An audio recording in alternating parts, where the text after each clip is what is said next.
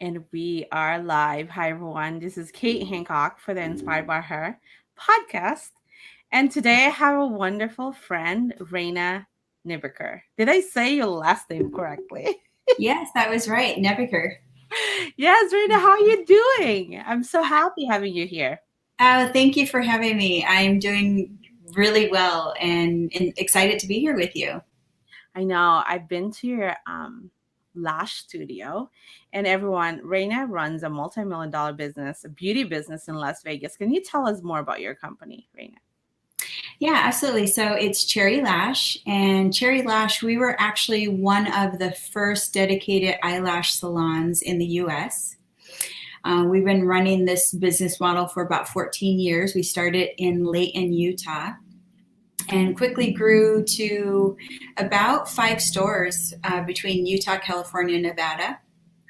And And then we consolidated. I actually got tired of traveling around, so we instead expanded our reach here in the Las Vegas market. And we closed the other stores. They were still profitable, but I had young boys at the time. And so the goal was to shorten out my radius so that I wasn't traveling quite as much. And yeah, we were able to successfully do that, expand our market here in Vegas and not have a dip in revenue and continue to grow. And it's just been a fun, exciting time. But yeah, so we are in the lash space, eyelash extensions, service side of salons.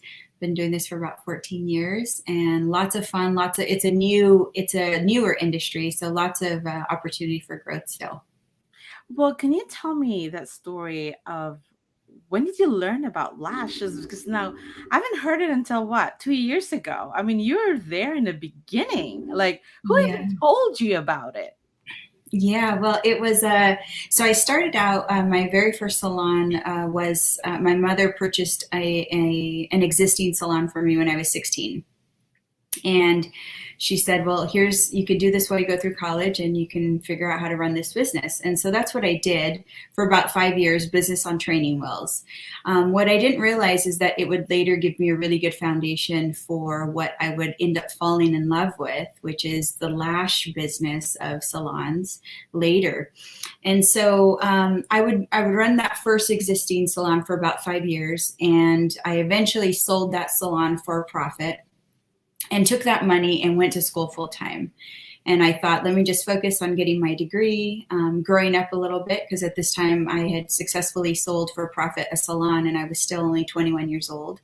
And so I thought, let me mature, let me grow up a little bit more, get a little bit more experience under my belt on managing employees. And just the whole human management, people management of it. And so I went to school full time. And once I was done with school, at that point, I thought, I think I want to get a graduate degree. And so I was kind of toying between an MBA and a law degree. And I got my undergraduate degree in marketing and communications. And so I learned a lot of the business side of marketing during that education. And so I thought the law degree would probably be a better stretch for me. And so I applied to law school, and I took a semester off just to study for the LSAT, and I applied to law school. At this point, I'm newly married, and my husband at the time is already established in Utah. And so moving out of Utah wasn't an option for us. And so I applied to schools in California, Idaho, Utah, and Miami, really to just give myself a competitive application, because I really needed to go to school in Utah. That was my only option, really. I didn't get into that school. I didn't get into the University of Utah Law School. I was devastated. I remember feeling like, oh my goodness, I've spent all this time, I've been working up to this. And at that moment in my life, I'm 26 years old, it just felt like, how did I not get in? And so I thought, okay, well, what I'll do is I've done salons before, so this time I'll do another salon. I'll get that up and running, get it profitable. I'll do a niche salon this time, so it's not full service. It'll be a little bit easier for me with the variables, and then I'll sell it for a profit, and I'll reapply to law school a year later. That was my plan. And so I did that. I got into it, and I fell in love harder this time with the beauty industry. So what happened is I was toying between, do I want to do, blow dries were still kind of coming onto the scene at this time. So a blow dry salon, a wax salon, or a lash salon were kind of the three that I was toying with. This was in 2007. Was And that so, popular back then? The blow dry? Is that a no, they were just, this concept was just coming onto the scene. The idea of niche salons and, people wanting to, consumers wanting to go, if you want to blow dry, you want to go to the best blow dry place versus having your hair girl do it. Maybe she's a great colorist, but blow dries just aren't her thing. And so this is kind of that concept where it's starting to come out. Dry Bar, one of the biggest players in the scene, they weren't around quite yet. Shortly after, though, they would dominate. And so, yeah, so at that point, I thought there weren't any niche, dedicated lash salons in the space yet. So I sought out to get trained in all three. I took graduate, postgraduate certification courses in blow dry, in waxing, and in lashes. And just to kind of see from a technician standpoint, how I could scale it, how enjoyable was it, how I could add to the ergonomics of it so that we can do longer shifts more comfortably, happier. And I landed with lashes. I absolutely fell in love with it. It was something that came very easy and natural to me. I remember, in fact, my first full set of lashes that I used, or that I did, in my training course, would later be my marketing material photos for the next 2 years. wow? And No, those photos would help me grow it to $1 million business. that's amazing. So, Yeah. Rena, how did you wanted to be a lawyer, but you ended up with beauty? Are you regretful that you ended up not being a lawyer? Not at all. However, getting my attorney's invoices, I would say, I will say that it definitely would have been helpful at this point in time, but I definitely don't regret my career choice. At the time, I still have girlfriends that we would study together, the LSAT with, and they later went on to law school. And some of them had to put off having children, and some of them had to actually live during law school. They moved away from their husbands and they put off having children. And so one of my girlfriends, she moved to Texas from Utah and went to law school for 3 years and then would, move back. So some very serious sacrifices to go through school and complete their law degree. And while they're happy, and I'm so proud of them for seeing it through, I'm also very happy. And I love the freedom and flexibility that the beauty industry has given me. And I don't feel for a second that I've missed out career-wise, certainly not income-wise. And it's just been a super awesome, fun ride. That's so awesome.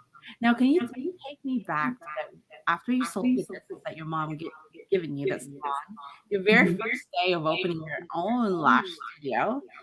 Mhm. Bring me back to that. Was it successful right away? It was growing a lot faster. Yeah. So I remember it was April 2007, and was when I signed the lease. I found a location. I signed the lease. At this point, I had already had a couple of months of lash training under my belt, and I certainly had 5 years of salon management experience. And so at this point, I'm putting a lot of pen to paper and mapping out our business plan. And I'm still thinking at this point, I'm going to open the salon, get it operational, get it profitable, sell it, reapply to law school. And in this space, because this is April now, I applied to law school, about August of 2006, and I would have gotten my acceptance letters about January, February. So by the time I signed the lease, it's been about 4 months of me rethinking my next plan B now. In that time, I'm also kind of thinking, well, children was something I'd probably have to put off if I went into law school. And so we stopped using birth control at the time. And probably within a week of finding the perfect location that I wanted and signing this 5-year lease, I find out I'm pregnant. And so it was a very exhilarating, exciting time because I'm birthing two babies. I'm birthing a business that later would become something that I would do for over a decade that I didn't know at the time. And then I'm also pregnant.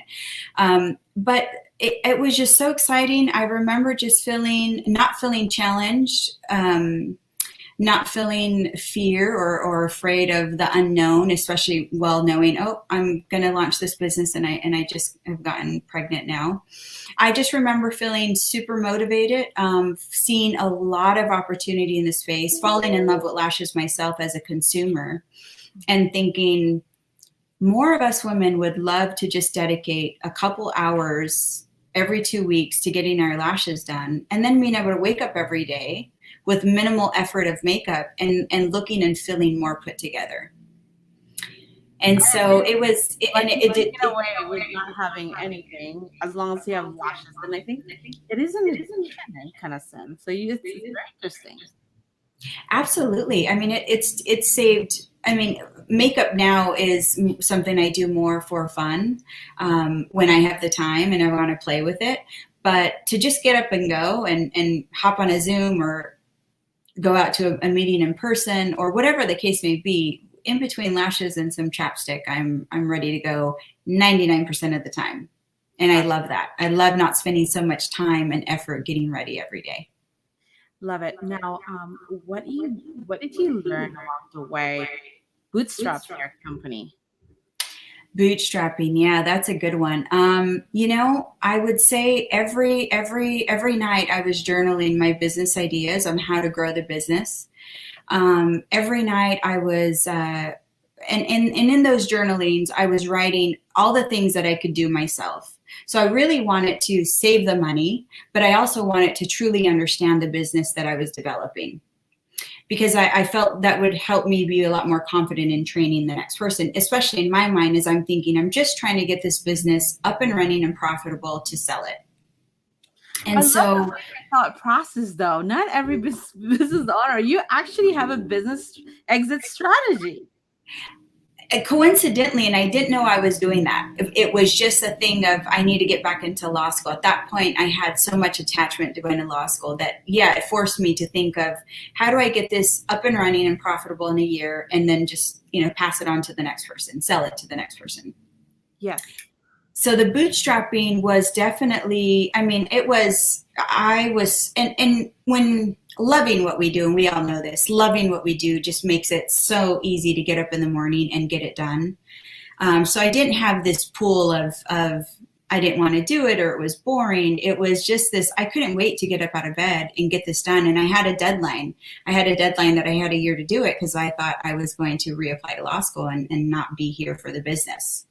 And at the time, until I sell it, right, all the liability and responsibility is on me on my name with leases, and now I have employees, and so there was definitely a timeline that I was very aware of. I had a year to get it done. Bootstrapping is everything from right from the beginning, from creating systems that I could automate and scale, because I knew my time was limited. At the time, back in 2007, booking appointments online wasn't really a thing that was common and expected from beauty salons, but I adopted that early on because then that could, if I didn't have someone in the front that I had to worry about training, I could spend a lot more of my time in the back training our technicians and getting them up to speed. And early on, we had a lot of success. Again, I think it was being one of the early salons in the space. I mean, we were in Layton, Utah, a population of about 50,000, and we had people from Vegas to Jackson Hole, Wyoming, driving to get their lashes in every 2 weeks. Wow. And you have how many stores in studio in Las Vegas? So we have two. We have one in Las Vegas and one in Henderson. Love it. Now, knowing what you know now, what would you do differently? Knowing what I know now, what would I do differently? Definitely a really good friend of mine who Hazel Ortega, she said one time, everyone needs a mentor. And that really landed because now, probably for the last couple of years since I've heard that, I always make sure that I'm surrounding myself with a good coach and a good mentor. But that was something new for me in the last couple of years. And I wish that I would have known the value of that resource and that growing tool, to just have early on. I wish I would have sought out mentors early on in the areas that I didn't understand. And instead, I took a little bit harder approach on myself, which was studying at night, reading, YouTube, lots of reading, which is great and helpful. And I still do that today. But having a mentor has definitely helped me kind of hack the learning process a little bit quicker. Yeah, they say that, you know, you have this hill, but you know there's Mount Everest out there, right? So, Yes. Rena, I have a question. What do you look for a mentor? I two things. I look for a mentor in expert areas that I really want to learn about, that they are experts in that area.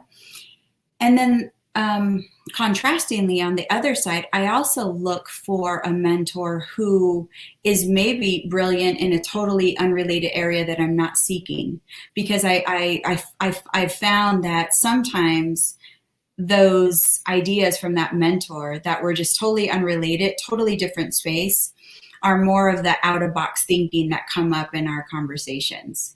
It's just that fresh, wild perspective that I totally didn't see at all. And and I think it comes from just having completely, totally different, unrelated areas. Wow. Can you give me an example of a mentor you hired that has nothing to do with your business? I would love to.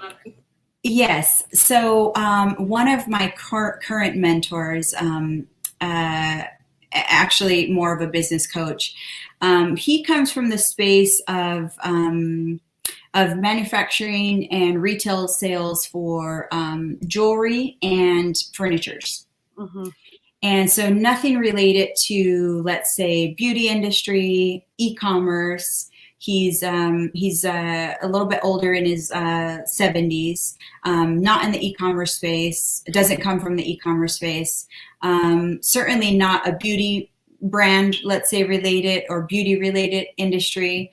And some of our conversations, one of our conversations we just had this week was walking through and dissecting the process of going through a very high end, let's think one of our most favorite restaurant experiences, right? From the moment we walk in, that warm welcome, that greeting, to the showmanship and presenting the menu and seating and the eye contact and making sure that they are going to be the ones taking care of you, the ambience, all of that process.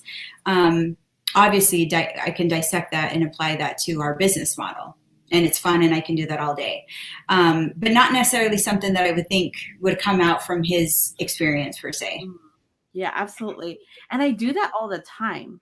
When I get bored and want to be creative, I go to my favorite store and pay attention to how everyone's doing and learning. And it doesn't have to be my industry, but it's so much fun. And like, I love your thought process of totally hiring a mentor that's totally out of, in that wall of what you're doing. And that's pretty amazing. And I think I heard this one lady, I asked her, like, who's your mentor? And she actually mentioned that, I listen to a 19-year-old. That way, I have a different perspective. When you think about that, right? Yeah, so much value in that.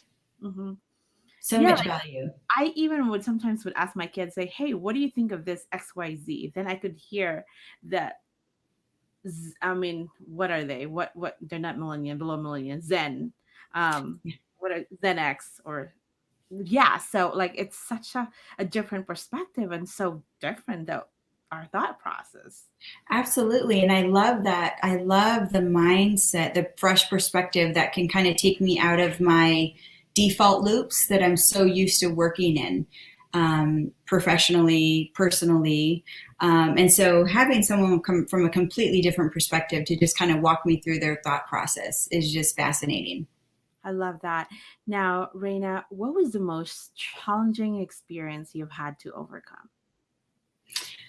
Oh, I would say the most challenging experience, and also in hindsight, the most beautiful experience, right?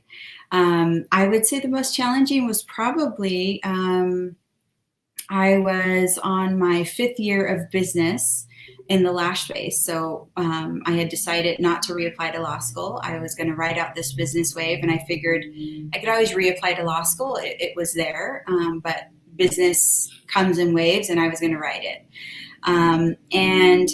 And things took off really quickly for me and quite successfully. Within my third year of doing the Lash business, I was also one of three nationally advanced certified eyelash trainers. And so Tuesday through Saturday, I was working in the salons. At this point, I had two. And then Sunday and Monday, I was traveling around the US and holding certification courses.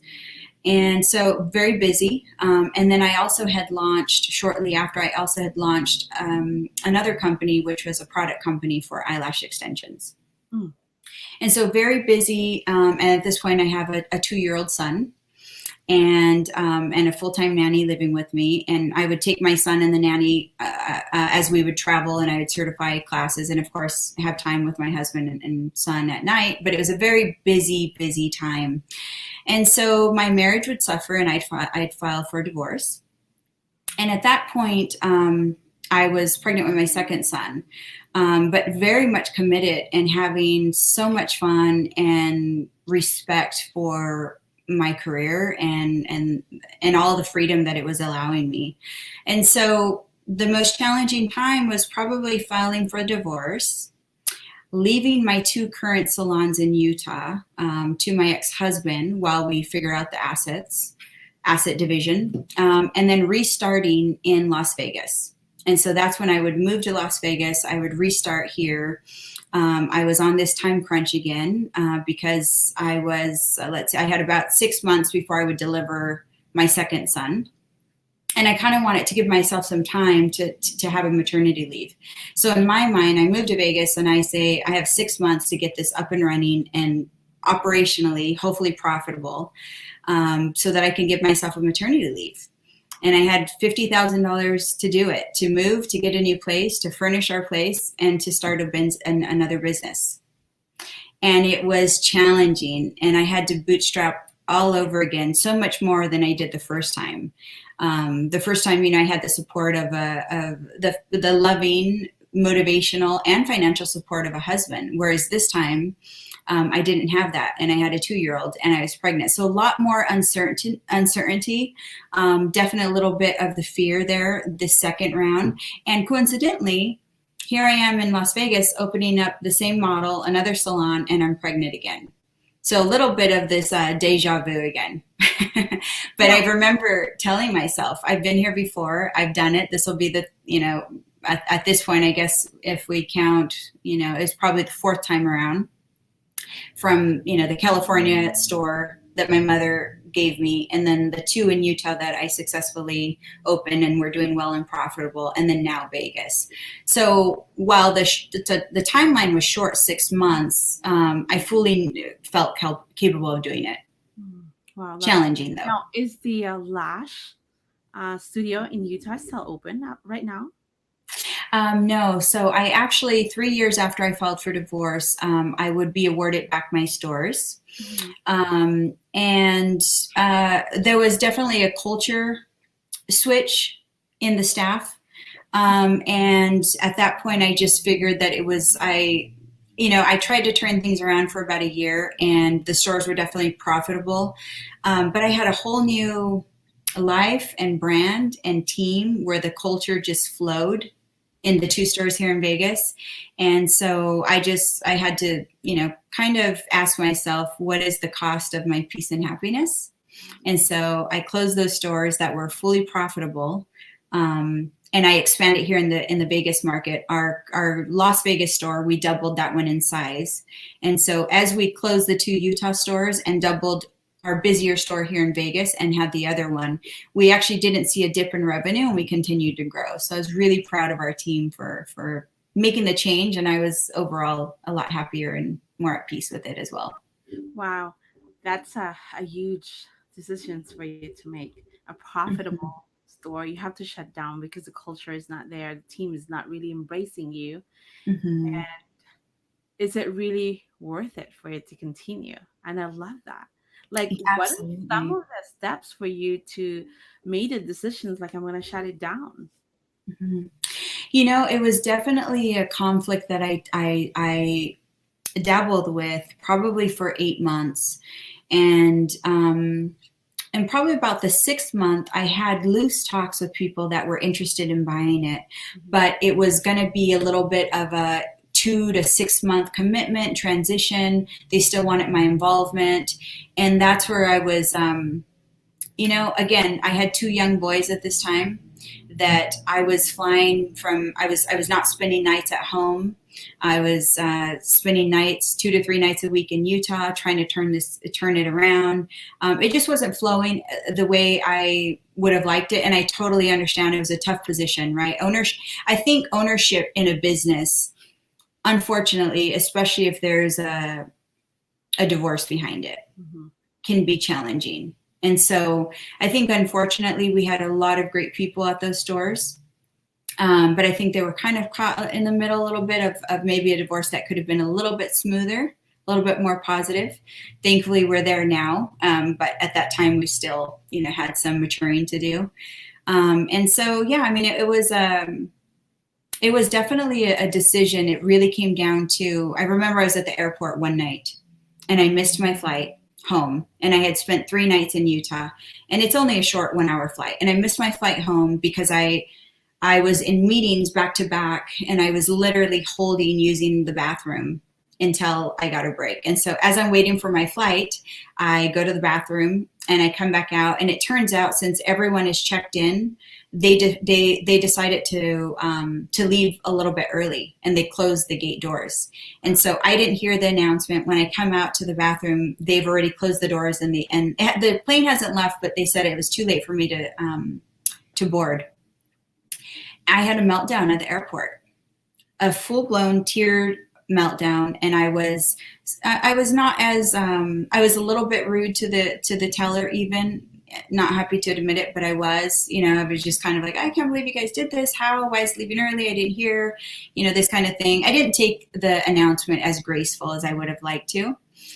And so for me, that was definitely a breakthrough, to realize that this is costing me my happiness, my peace, I'm allowing it to take me out of character because I'm unhappy of the situation. And so at that point, it wasn't worth the profits.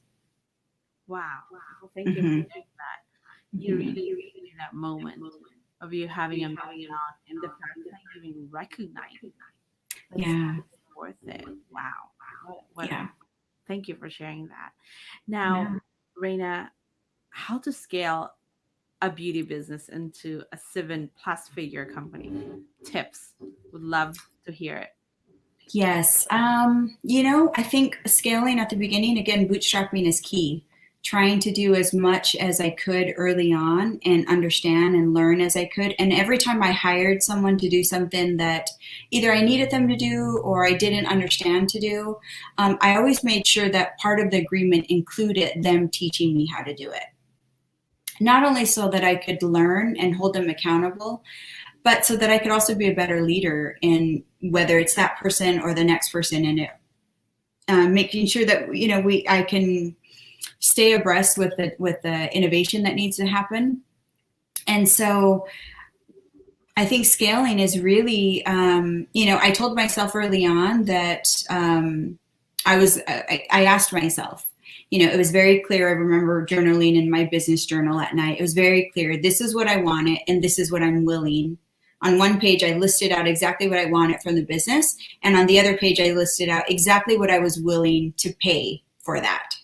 Mm. And it was very clear. I mean, for me, not that I think it needs to be that, and it'll be different for all of us, but for me at that time, I remember writing, I'm willing to work 6 days a week, 12-hour days, and really learn and develop all assets of the business that I need to get it operational and profitable. And so there were times that I didn't know what to do, but I stuck to my commitment. And that forced me to dig a little bit deeper, to ask questions that maybe I wouldn't allow myself to ask because I thought the job was done. I had completed my shift per se. So I really stuck to my time commitment of, and of course, this is before kids, and so it was a little bit easier to do. But yeah, I really stuck to my time commitment and made sure that I was putting in the time to learn and develop the business. And that allowed me, it forced me to, sometimes I think the job was done, but, I still have time, so let me go and explore this other area. Love you. Thank you for sharing. What is that one book that you can't live without? You only have Oh, one book. What is that? so many, so many.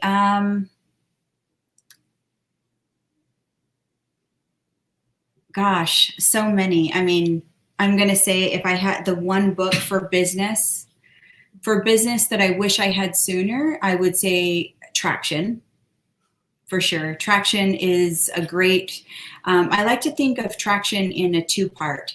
Traction for us has given us a great framework to build a business on.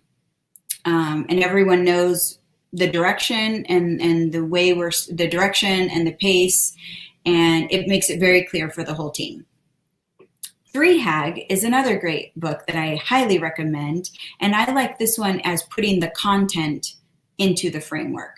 So for us, it's paired really, really well. 3 Hag. 3 Hag. Okay, so it's like a BHAG, but 3 Hag? Yes, yes. So it's basically having 3 years of goals always done. So having our 3 years of goals, quarter goals, always complete on a sheet. And of course that's evolving and editing, but it's given us a head start of having the content to plug into the framework of what we need to do. Love it. That's so good. Thank you for sharing. And Yeah. Reyna, how do you want to be remembered? Oh, absolutely. That's an easy one. I hope to be remembered by the impacts that I have made on others, specifically women and children. Oh, I love it. Reyna, where can they find you? What's your social? Reyna.Nebeker, that's Reyna.Nebeker, on all platforms. Love it. Well, it's so wonderful having you here. And where is our next trip? Are we meeting up in San Francisco somewhere? Yeah, I hope so. So I think hopefully we will be meeting up here in Croatia, I think for sure, right? Oh, is that a This summer. yacht? Yes, I hope so. And hopefully San Francisco as well. Okay. Is that going to be the 2nd of June? When is that going to So we will be in Croatia, gosh, August 21st through the 28th. be? Okay. I need more details on that one. That sounds so exciting and so tempting. Yes. And then the retreat in San Francisco. That's very soon, right? Is it June That's 12th? very soon. That's next week. Next week. Okay. Hmm. All right. Yeah, and hopefully I'll be able to get together this weekend as well. Yes. Well, definitely would love for you to be there. Well, Reyna, thank you so much for your time. And I'm so honored having you here. Oh, thank you so much for having me. I appreciate it. Always a pleasure seeing you, Kate. Bye. Thanks. Bye-bye.